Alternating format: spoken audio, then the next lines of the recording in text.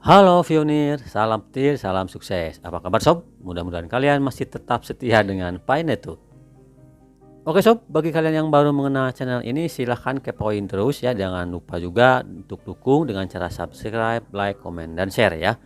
Dan jangan lupa loncengnya juga dibunyikan biar kalian terus update dan terus mengetahui informasi-informasi mengenai cryptocurrency yang akan saya upload setiap 2 hari sekali.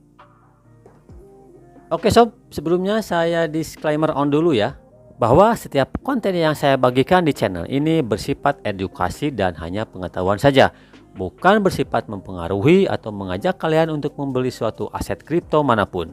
Silahkan kalian mau berinvestasi di aset kripto, lakukan riset sendiri ya, do your own research. Halo sob, sebenarnya kapan sih mainnet itu ya? Kapan sih sebetulnya kita memasuki fase ketiga dari Pi Network ini? Kita bisa lihat di ujung dari white papernya Pi Network di minepi.com teman ya. Kita lihat sebentar ya. Nah oke sob, kita pergi dulu ke situs resminya Pi Network yaitu minepi.com teman ya. Kita lihat di bagian facts. Kalau nggak salah di bagian facts nih ya, kita coba lihat ya ke bagian facts nih ya, bukan di white paper ya, di bagian facts ya. Kita coba lihat, scroll ke bawah teman. Di sini ada yang namanya mainnet atau fase ketiga. Oh teman, sorry, bukan di facts tapi di white paper teman ya.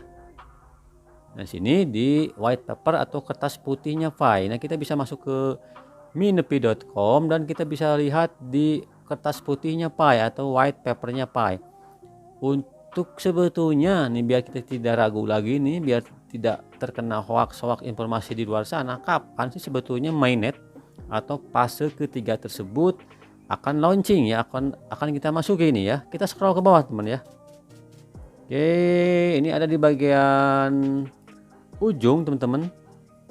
Ini kan Pi nih, sebentar, ini ada di bagian ujung teman. Nah sini ya, kita bisa lihat ini fase ketiga katanya ya. Fase 3 mainnet ini kita harus jeli ya membacanya teman-teman ya. Oke, kita baca sebentar nih. Ketika komunitas merasa perangkat lunak siap untuk produksi dan telah diuji secara menyeluruh di testnet, nah mainnet resmi dari jaringan Pi akan diluncurkan. Teman-teman, di sini tidak secara tertulis dituliskan, disematkan bahwa tanggalnya, bulannya, jamnya, tidak ya, tetapi di sini dikatakan ketika komunitas merasa perangkat lunak siap untuk produksi dan telah diuji secara menyeluruh di testnet, nah maka mainnet resmi dari jaringan Pi akan diluncurkan ya. Ini teman ya, harus kita pahami ya. Jadi kalau ada yang mengatakan tanggal berapa, bulan berapa, ya ini bukan dari core team ya, itu mungkin hanya pendapat mereka sendiri ya, karena sesungguhnya di white papernya Pi sudah jelas dikatakan tidak tertulis tanggal dan bulannya ya. Untuk mainnet ini kapan nih, nggak ada tertulis di sana ya. Kita lanjut baca nih teman. Detail penting adalah bahwa dalam transisi ke mainnet hanya akun yang divalidasi sebagai milik individu nyata yang berbeda yang akan dihormati. Nah sebetulnya kita para pionir nih, sambil menunggu proses mainnet, kita sebetulnya harus lebih khawatir nih dengan KYC teman ya. Nah di sini katakan detail penting bahwa adalah dalam transisi ke mainnet hanya akun yang divalidasi yang akan nanti diakui teman ya. Makanya sebetulnya kita harus lebih khawatir nih KYC ya, kita lolos nggak nih ya, dibanding kita menunggu mainnet kapan, itu mainnet kapan. Sebetulnya kita harus lebih khawatir dengan KYC teman ya, takutnya kita nggak lolos KYC ini ya. Oke, kita baca lagi nih. Setelah titik ini katanya nih, faucet dan emulator jaringan Pi fase 1 akan dimatikan. Ini kalau menurut saya ini fase 1 berarti kalau dimatikan dia kita tidak bisa nambang di HP ya, dan penerimaan pionir baru ini akan di stop nih menurut pendapat saya nih ya. Nah jaringan di Pi fase 1 akan dimatikan dan sistem akan terus berjalan berjalan sendiri selamanya ya. Pembaruan protokol di masa mendatang akan disumbangkan oleh komunitas pengembang Pi dan tim inti Pi dan akan diusulkan oleh komite. Implementasi dan penerapannya akan bergantung pada node yang memperbarui perangkat lunak penambangan, seperti halnya blockchain lainnya. Tidak ada otoritas pusat yang akan mengendalikan mata uang dan itu akan sepenuhnya didesentralisasi. Saldo pengguna palsu atau pengguna duplikat akan dibuang.